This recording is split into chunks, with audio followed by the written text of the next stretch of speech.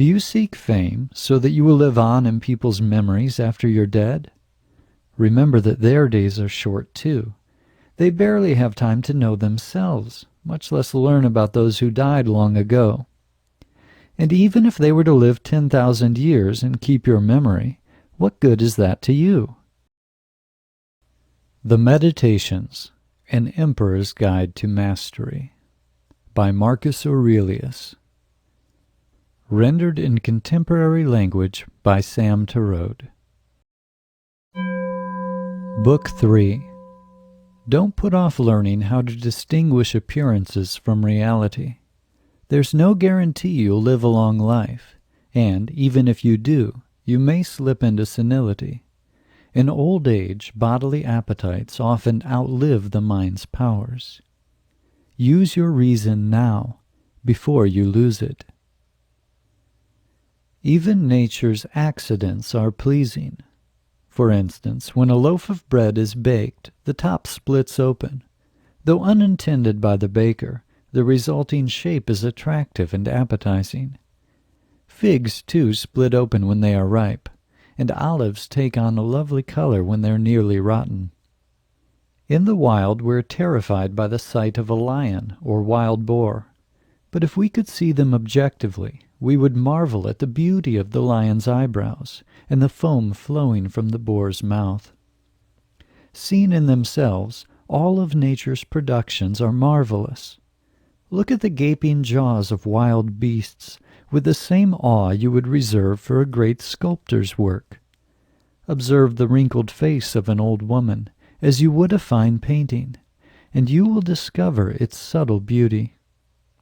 See the smooth face of a young woman, too, as a work of nature's art, and your heart will remain pure.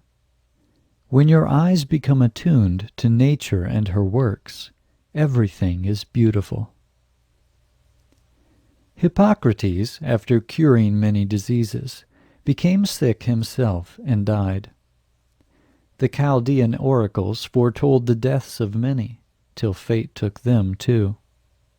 Alexander, Pompeius, and Caius Caesar laid waste to entire cities, massacring tens of thousands of opposing soldiers. Then they, too, departed this earth. Heraclitus, after speculating on the elements that make up the universe, himself returned to dust. Democritus was killed by lice. Another sort of vermin murdered Socrates. Life is a voyage. You embark, you sail, and when you reach the far shore, you get out of the boat. What's your destination? If the gods exist, you step into their divine realm. If there are no gods, you enter a state without thought or feeling, freed from the bonds of pain and pleasure that held you on the ship. Don't waste the rest of your life worrying about what others think and do. Direct your thoughts to a useful end. When you dissipate your mental energy on things you can't control, you lose the opportunity to accomplish something yourself. Cease all useless thoughts. Fretting about others. What is she doing? What is she thinking? What is she planning? Keeps you from exercising your own power. Endeavor to live such that, if someone were suddenly to ask, "What are you thinking about?" you could give a quick and confident reply, saying something simple, clear, and edifying, not something that would make you blush. Those who dwell on useful and uplifting thoughts, uncorrupted by pleasure, unharmed by pain, unprovoked by insult, standing up for justice, defending what's right, accepting their lot in life without complaint, and not prying into the minds of others, are the true ministers of the gods, for they are exercising the spark of divinity within themselves. They remember that every other person is their brother or sister, and treat them accordingly. They mind their own business, and make sure their own actions are virtuous, and trust that whatever life gives them is for their benefit. Those who live this way disregard both the praise and scorn of those who live otherwise. Put your whole heart and mind into your work, laboring not just for yourself, but for the common good. Be a person of few words and few projects, not busy and scattered. Let the spark of divinity within you, the light of reason, guide you the rest of your days as a Roman, a ruler, and a man. Be cheerful, too, and self-reliant. Stand on your own 2 feet without needing to be propped up by others. Stay at your post, do your work as best you can, and be ready to go when fate calls you. If you find anything on earth better than justice, truth, virtue, and courage, in other words, better than the satisfaction that comes from following your inner light, by all means pursue it. But if you find nothing better than the spark of divinity within you, which orders all thoughts, tames all desires, objectively examines all sensory impressions, reverences the gods, and cares for all people, if you find that everything else pales in comparison to this, then devote your life to it. Reason is your own rightful treasure. Would you trade it for power, praise, or pleasure?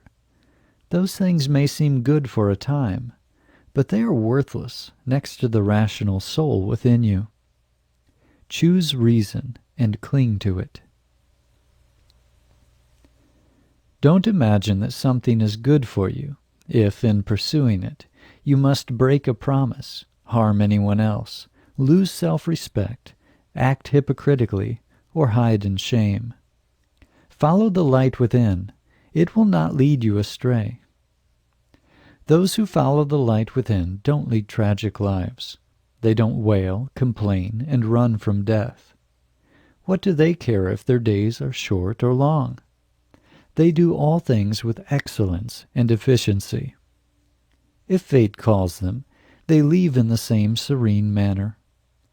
They are not mere intelligent animals, but worthy members of a civil society. Honor the power of discernment, which enables you to form opinions while remaining skeptical of those opinions, subjecting them to further discernment. Don't stop at first impressions. Look deeper and see whether your opinions are in line with reason and nature. Cast aside all that is extraneous and superfluous, and cling to the few things that really matter. Remember that you live only in the present moment, a single indivisible point in time. The past is gone, and the future is unknowable. Brief is the moment in which you live. Small is the plot of earth beneath your feet. Do you seek fame so that you will live on in people's memories after you're dead? Remember that their days are short too. They barely have time to know themselves, much less learn about those who died long ago. And even if they were to live 10,000 years and keep your memory, what good is that to you? Life is for the living. Here's an exercise for your reasoning power.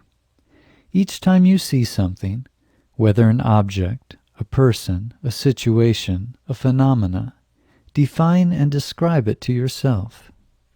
Ask, what is it? What are the parts that compose it? Where did it come from? Where is it going?